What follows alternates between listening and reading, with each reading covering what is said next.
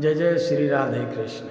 जो निर्गुण भक्ति होती है उसे कदम्ब जी ऋषि को भगवान कपिल ने किस प्रकार उपदेश किया है, उस कथा को हम भगवान की कृपा से वर्णन करते हैं। जब कपिल भगवान का जन्म हुआ कदम्ब ऋषि के घर पर, ब्रह्मा जी, शंकादिक ऋषि और नारद को हंस पर बैठा करके और बड़े प्रेम के साथ यहाँ पर गए, भगवान को प्रणाम किया। उस प्रकार मौसम बना जैसे भगवान श्री कृष्ण का जन्म हुआ और हवा चली, पानी बरसने लगा, उसी प्रकार भगवान कपिल के जन्म में भी ऐसा ही हुआ। और सभी देखो, बड़ी लंबी कथा, उसको छोड़ करके हम निर्गुण भक्ति के जिस प्रकार वर्णन भगवान ने किया उस पर आते हैं। तब कदम्ब ऋषि ने भगवान कपिल के पास एकांत में गए, क्योंकि भगवान ने उनको वरदान दिया था कि मैं आपके यहाँ पुत्र रूप में जन्म लूँगा। तब जब भगवान ने वरदान दिया था, उसका ज्ञान उनको हुआ कि हमारे यहाँ प्रभु ने विनती की, प्रार्थना की, कहा प्रभु आप हमको इस संसार बंधन में जो फंसे हुए हैं उससे हमें मुक्ति दिलाओ और मोक्ष का मार्ग बताओ। आप तो साक्षात प्रभु हैं, नारायण हैं। आपने जो वचन दिया था उस वचन का पालन करने के लिए हमारे घर में अवतार ग्रहण किया। तब भगवान कपिल कहते हैं कदम्ब ऋषि से कि देखो, जो सत्य आदि गुणों का प्रकाश है एवं वही निर्गुण है, अनन्य भक्ति से ही प्रकाश होता है, अनन्य भक्ति से ही प्रकाश होता है।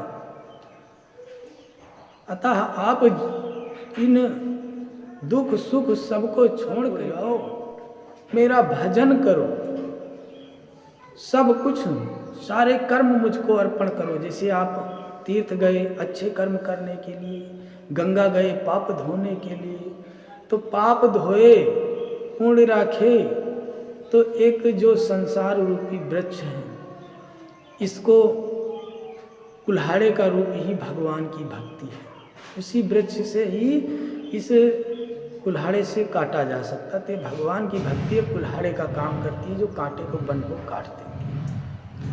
भगवान कहते हैं कपिल कि हे कदम्ब ऋषि, तुम जाओ जंगल को, सारे जितने कर्म हमको समर्पित करो, मेरी भक्ति करो, जो है सामदर्शी हो जाओ,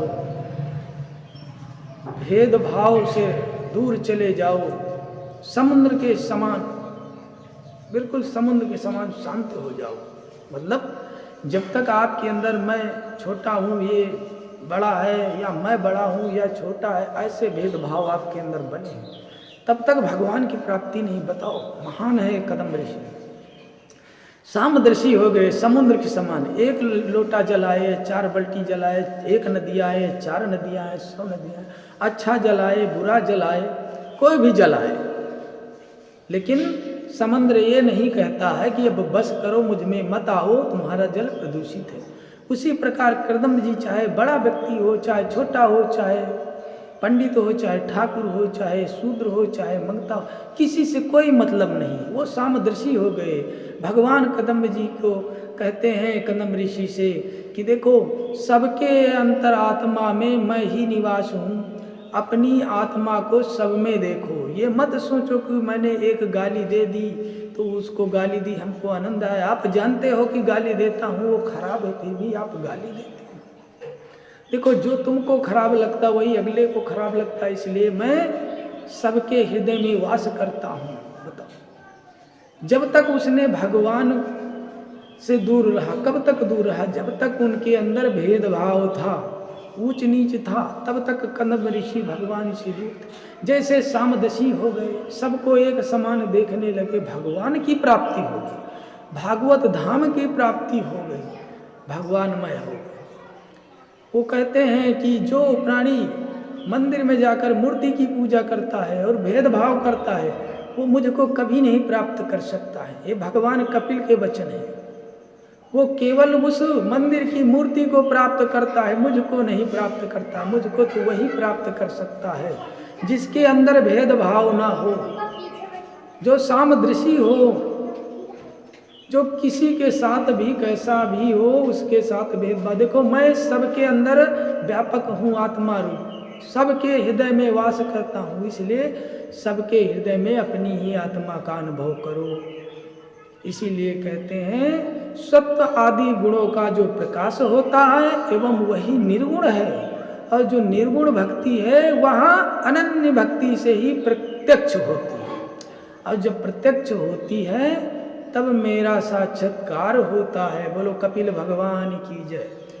अब इसी प्रकार से उन्होंने भागवत धाम की प्राप्ति हो गई। बताओ, आश्रम सबको त्याग दिया, जो यज्ञ हवन करते सबको त्याग करके जंगल में जाकर त्रिकाल स्नान करके 3 टाइम भगवान का ध्यान करते, कीर्तन भजन करते भगवान को प्राप्त कर लिया।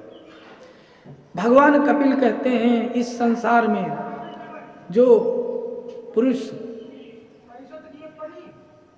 जिस ज्ञान से दूर रहे, आत्मा का ज्ञान, उस आत्मा को ज्ञान को मैं फिर से प्रकाशित करने के लिए इस संसार में मैं आया हूँ, और अपने माया के योग द्वारा मैं यहाँ पर आया हूँ।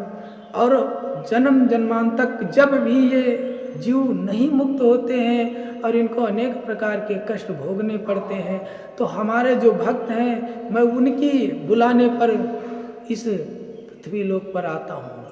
और भगवान कपिल को उनकी माता कहती हैं, हे भूम पुरुष, आप तो सर्वज्ञ हैं, सर्वव्यापक हैं, आप महान हैं।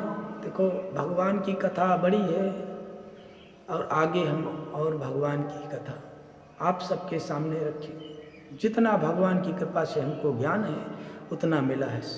ये अगाध समुद्र के समान है, एक लोटा जल निकालो लेकिन कुछ भी नहीं निकला। इसी प्रकार ये अथाह सागर है, जितना ज्ञान हो गया उतना आप सभी के सामने। जय जय श्री राधे कृष्ण।